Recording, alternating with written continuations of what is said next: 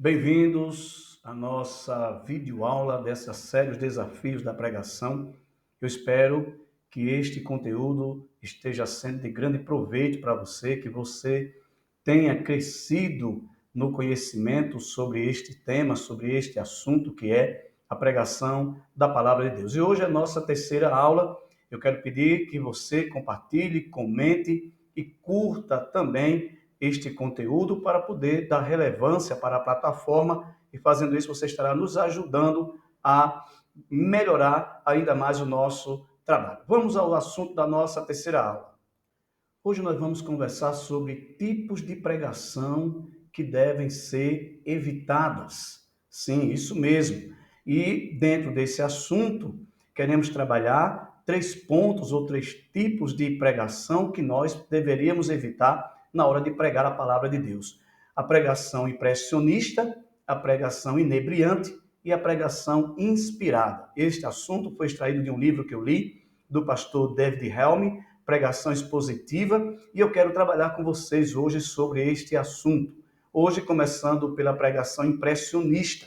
Eu chamo isto de os 3 Is da pregação que precisa ser evitado. E o que viria a ser uma pregação do tipo impressionista? Como o próprio nome já diz, é aquela mensagem que ela é trazida para causar impressão, para impressionar os ouvintes, mas é uma mensagem que não tem tanta profundidade. Muitas vezes está composta de mensagens ou palavras de efeito, de chavões, e tem como objetivo apenas causar impressão naqueles que estão escutando a palavra de Deus. Isto acontece quando o pregador não gasta tempo preparando a sua mensagem. Ele vai para o texto, muitas vezes já com uma contextualização, ou seja, com ideias já prontas na sua cabeça, e no lugar de extrair aquilo que o texto está querendo lhe dizer, ele coloca no texto aquilo que o texto não diz. Então, veja, muitas vezes a gente está escutando pregação que tem exatamente este conteúdo ou este modelo, e isso precisa ser evitado, porque nós precisamos ser fiel àquilo que a palavra de Deus está trazendo para nós. Então, o que caracterizaria ou o que caracteriza uma pregação impressionista? Veja o que é dito aqui. O texto é interpretado a partir da visão do pregador, ele exagera, ignora partes importantes e pode até distorcer o texto. O que acontece nesse caso aqui? Algumas vezes o pregador está totalmente tomado por uma adesão cega ao contexto no qual ele vive e ele procura trazer uma mensagem dentro daquele contexto para atender esta demanda sem se preocupar, na verdade, com aquilo que realmente o texto quer dizer. Então, a gente percebe que, algumas vezes, esse tipo de mensagem pode até causar um efeito temporário, um efeito imediato, mas dificilmente vai gerar profundidade no coração daquele que está ouvindo a mensagem. Ele vai utilizar coisas que vão causar impressão, ok? Ou impacto ao ouvinte, à sua plateia, à sua audiência. E o ouvinte, a pessoa que está ouvindo a pregação, no primeiro momento vai ficar impactada, porque ele vai ouvir coisas que vai estar, algumas vezes, relacionada a um contexto que ele está vivendo, mas os resultados a longo prazo, geralmente, eles não são alcançados com esse tipo de pregação. O pregador ignora os contornos textuais de caráter histórico, literário e teológico. O que isso significa? O pregador não se preocupa em fazer a exegese do texto, procurar saber como a audiência primária, ou seja, as primeiras pessoas que escutaram aquela mensagem, compreenderam ela. Ele não procura saber qual é o contexto social, o contexto político, econômico que circundava o momento no qual o texto foi escrito. Ele não se apega ao tipo de literatura do texto, ele não se apega à teologia essencial que aquele texto está trazendo e, portanto, ele acaba colocando no texto aquilo que o texto não está necessariamente dizendo, ok? Isso acontece muitas vezes porque o pregador não gasta tempo olhando para o texto. Não, ele não gasta tempo. É aquela mensagem que é feita de forma rápida, um sermão que é escrito em 30 minutos. Ora, Quem prega deve saber que ele precisa gastar tempo com o texto. A leitura deve ser repetida várias vezes da perícope, ou seja, do texto que ele separou para trazer a sua mensagem. É recomendado também que ele estude não somente aquele texto, aquela perícope, mas os textos que vêm antes, os capítulos que vêm depois, para que ele tenha uma visão mais profunda, para que ele tenha um entendimento mais acurado daquele texto. Mas o que acontece muitas vezes é que o pregador, ele é rápido na sua análise do texto, ele não gasta tempo, ele não se demora e acontece de trazer uma mensagem sem profundidade e muitas vezes dizer aquilo que o texto não está dizendo. E isto acaba não tendo um resultado satisfatório, um resultado esperado na vida dos crentes ou na vida daqueles que estão ouvindo a mensagem. Então, bora para um exemplo do que seria aproximadamente um tipo de pregação impressionista. Vamos tomar como base 1 Samuel capítulo 3, que relata o chamado de Samuel, ou seja, esse capítulo vai falar a respeito de Deus chamando o menino Samuel para o ministério sacerdotal, profético e todo aquele ministério que Samuel exerceu durante a sua vida. O pregador vai para esse texto e ele rapidamente vai encontrar o versículo 3 que diz que a lâmpada do templo estava se apagando e logo ele faz uma associação a este acontecimento com a vida espiritual dos sacerdotes. Sim, ele pode fazer isso porque ele olhou e viu que a vida sacerdotal estava tão denegrida, estava tão comprometida com o pecado, que poderia ser associada com a lâmpada de Deus que estava se apagando. Aquela lâmpada deveria ficar acesa continuadamente, e assim como a lâmpada estava se apagando, a vida do povo e a vida dos sacerdotes, a vida espiritual também estava nesse estado de trevas. Mais adiante ele vai encontrar que Deus chama o menino Samuel. E nesse chamado é preciso Deus chamar Samuel 4 vezes, porque ele pensa que é Eli. E quando ele vai ao sacerdote Eli vai dizer que não lhe chamou e manda o menino deitar-se. Até que na quarta vez o sacerdote entende que é Deus que está chamando. Mas a pregação impressionista pode tomar posse desse versículo 4 e associar isto a alguém que está muito novo, crescendo no ministério, sendo chamado, mas está sendo impedido por aqueles que estão há mais tempo. Observa que é algo que acontece algumas vezes entre nós. É algo comum entre a gente esse tipo de mensagem, né? Que Deus vai usar o mais novo, que Deus vai usar o menor, que Deus irá, na verdade, condicionar estas coisas, e que muitas vezes quem está há mais tempo está procurando atrapalhar a carreira desta pessoa que está sendo chamada. Veja, ele também pode se apegar a outro tipo de informação, conforme o versículo 20 desse texto.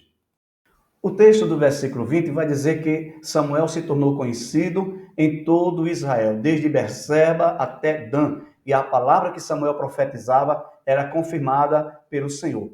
Então, uma pregação impressionista vai tomar posse desse texto e vai dizer que Deus vai tornar alguém conhecido, ou alguns conhecidos em todo o país, que Deus vai levar, que Deus vai trazer, que Deus vai fazer assim, que as palavras serão confirmadas. E deixa-me dizer aqui a vocês, isto pode acontecer, sim. Deus pode fazer isso com alguém, com alguns. Sim, é claro que Deus faz isto.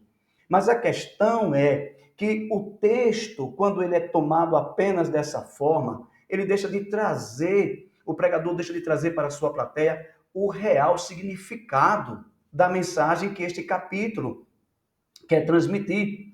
O que é que esse capítulo quer transmitir? Ora, esse capítulo está mostrando a substituição do sacerdócio em Israel.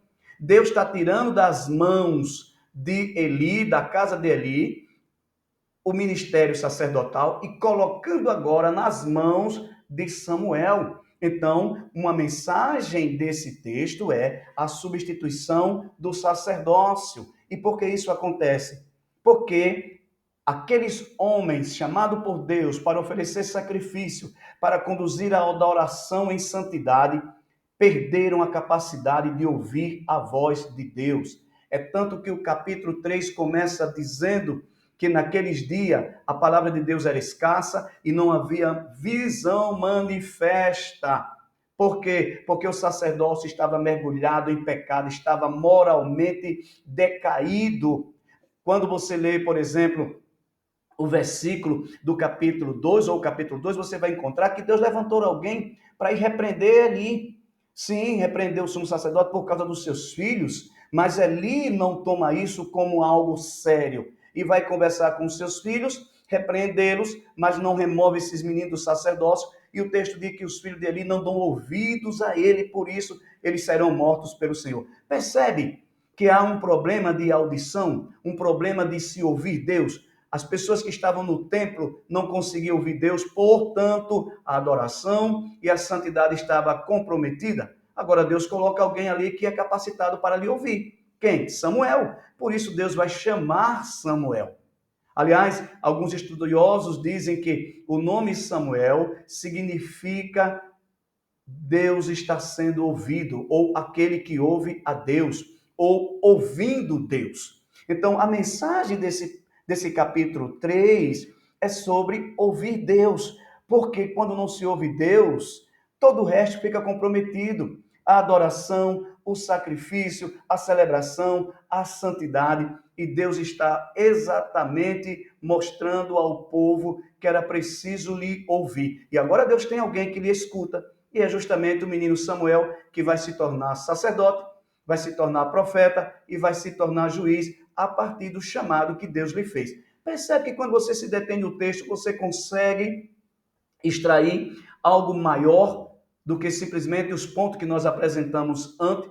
Não é que os pontos apresentados estejam de todo errado, não, não é isso. Mas a pregação impressionista deixa de trazer a essência do texto, porque o pregador não se demora, não gasta tempo, não estuda, não faz o seu trabalho de exegese. Não, ele tem pressa e, portanto, ele pega aqueles pontos que ele salta aos olhos, faz uma interpretação à luz da sua contextualização e traz isto como mensagem para a igreja, e os resultados não são resultados tão contundentes, tão profundos como deveriam ser, como acontecem quando você dá tempo, você gasta tempo lendo e analisando a palavra de Deus para depois escrever o seu sermão e pregá-lo com ousadia e com o auxílio do Espírito Santo ao povo de Deus. Portanto, ouçamos mais uma vez alguém que tem experiência na arte de pregar. Olha o que Hernani Dias Lopes diz. Eloquência sem piedade não pode gerar verdadeiramente ou verdadeiros crentes. Ortodoxia sem piedade produz morte e não vida. Era o que estava acontecendo no templo. Às vezes se tem eloquência, mas sem a piedade, sem a santidade, não vai funcionar. A profundidade de um ministro é medida não pelo sucesso diante dos homens, mas pela intimidade com Deus. A pregação impressionista pode até trazer sucesso diante dos homens, mas às vezes não pode gerar intimidade ou não vai produzir intimidade nos crentes, naqueles que ouvem a mensagem. Além da Bíblia, um pregador precisa ter também teologia. Ouçamos Hernani Dias Lopes. O que ele diz também? Que o pregador deve depender do Espírito Santo. Então, estes conselhos que a gente precisa ouvir antes de qualquer coisa são deixados aqui para que você busque cada vez mais crescer, melhorar o seu ministério de pregação. E outra coisa que eu preciso dizer é que este conteúdo não é somente para quem prega, este conteúdo é também para quem ama a palavra de Deus, porque a partir dele, mesmo que alguém não seja pregador, ele consegue identificar o que é uma pregação que está seguindo ou está obedecendo às regras de interpretação e que está se valendo do que o texto está dizendo e está trazendo resultados verdadeiros e profundos à sua vida. Eu quero concluir a aula de hoje dizendo que preparar um bom sermão lhe custará caro. Sim. Se você não estiver disposto a gastar tempo, a pagar preço com relação a este ministério, é preferível que você não se lance a ele. Deus te abençoe e te ajude neste ministério excelente da palavra de Deus. Até a próxima aula, em nome de Jesus.